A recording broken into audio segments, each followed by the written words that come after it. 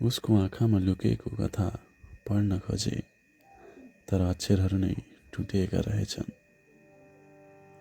पहिलो दिन, पहिलो भेट अनि पहिलो अनुभूति। ब्याचलरको पहिलो सेमेस्टर, नयाँ माहौल, नयाँ अनुहारहरू। सबै रमाइरहेका थिए, तर ऊ एक्लै थिइन्। आँखामा नकन्टार पीडा बोकेर मौन बसेकी उनी, जस्तो कि हाँस्न भुलेको हुन्।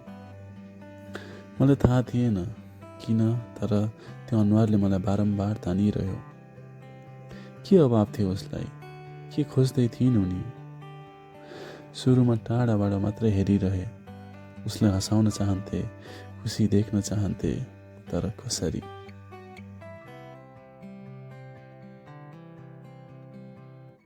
समयले बिस्तारै मनको ढोका खोल्दछ, तर कुनै कुनै ढोका भने धेरै प्रयासपछि मात्र खोल्दछ।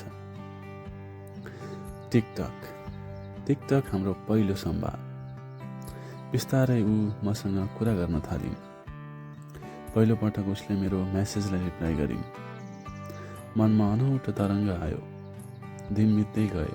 टिकटकबाट व्हाट्सएपसम्मको यात्रा सहज थिएन। मैले नम्बर पाउन धेरै मेहनत गरेँ।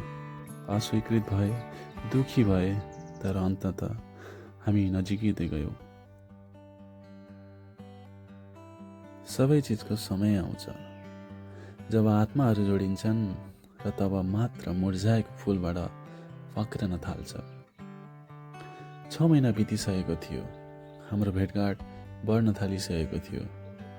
कहिले बाइकमा घर पुर्याउने त कहिले सडकको छेउमा बसेर तिता मिठा गफ गर्दै पानीपुरी खाने। तर ऊ अझै अलिक टाढा थिइन्, तर ती साना पलहरूले हामीलाई बढी नजिक आएको थियो। एउटा पिकनिकले हाम्रो सम्बन्धमा धेरै मोड ल्यायो। त्यो दिन उनी मजाले खुलेर हाँसिन्।